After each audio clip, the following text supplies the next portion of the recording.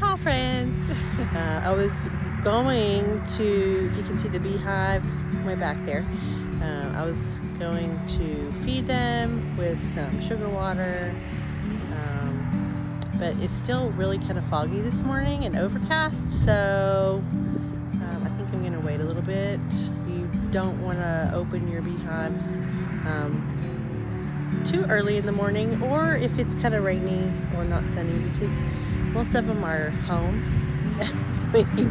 when it's not sunny. So it's perfect to do it on a warm sunny day in the middle of the day, because they are out foraging and you will have less to deal with buzzing around your head. Even with So I've decided to go ahead and feed the bees. It's just, I don't know that I'll have any more time for another week or so. So I'll just try to be in and out really quick, but I'm still gonna light my smoker. So I put some cotton down in the bottom, because that really, that's a good igniter.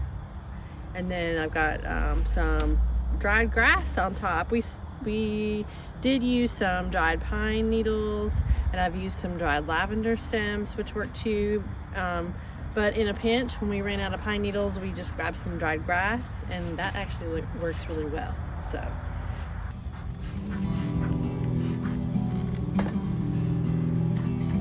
So we smoked the beehives because the reason that kind of calms them down is because when they smell the smoke, they get the sense of there being brush and things on fire, so they sense danger. So that makes them want to go back into the hive and gorge on sugar, because they think there's like danger coming, so they need to like fuel up. That's why the smoking kind of keeps them away from you.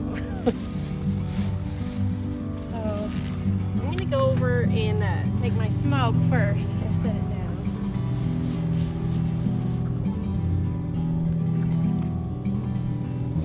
I'll feed them close to a gallon. I have an internal feeder that sits down and it's about the size of a frame. So that holds almost a gallon of sugar water.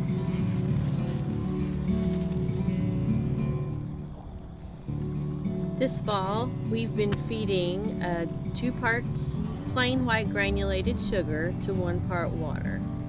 They'll use this to build up their honey stores for the winter.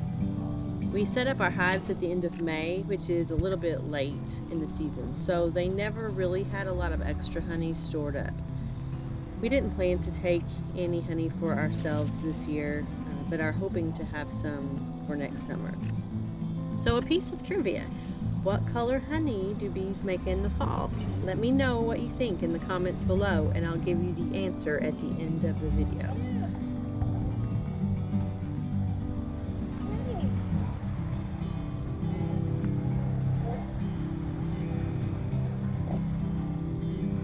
How are you guys doing? Are you finding anything to eat out there?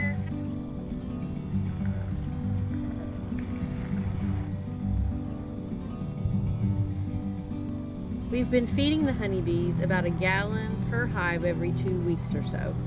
They would probably take more because they're always empty when we refill the feeder. When the weather gets colder, we'll feed them dry sugar cakes and some pollen patties later in the winter. So you can see, before I open each hive, I'll puff some smoke all around the edges and a little bit inside too. I don't want to overdo it because that can make them mad. Even though I have my suit on, it's not super fun to have a bunch of buzzing bees around your head.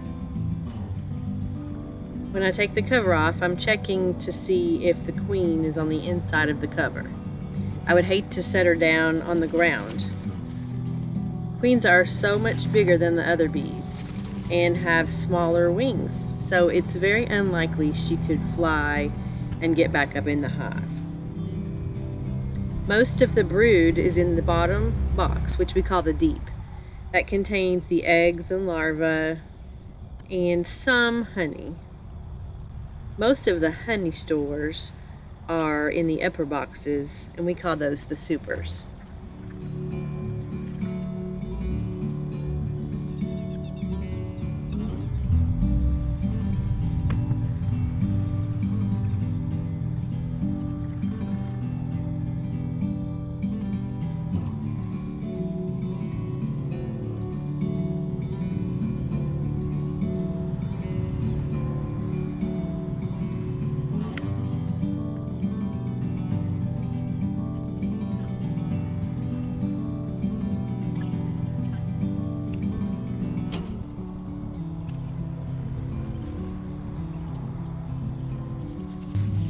It's funny, I was looking for my hive tool and I couldn't find it, but I was able to get the first 3 hives open without it.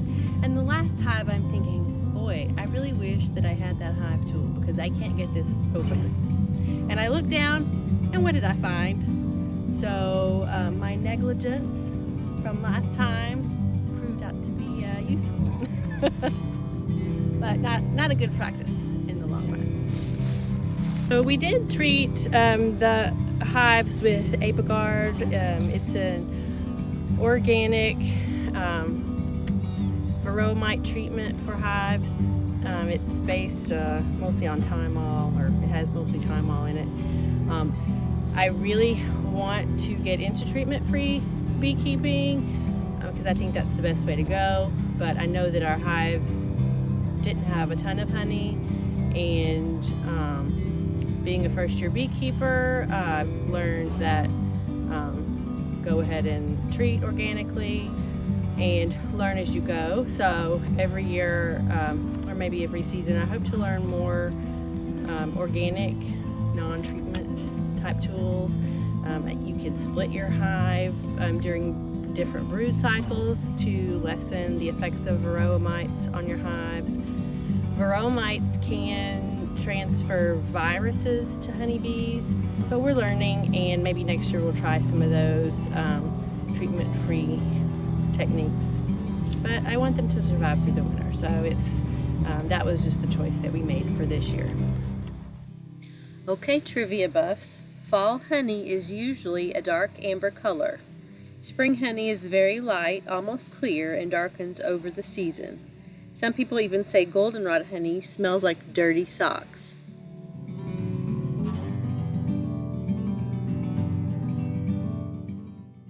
Thanks for watching. See you next time. It really kind of tickles with all the little feet.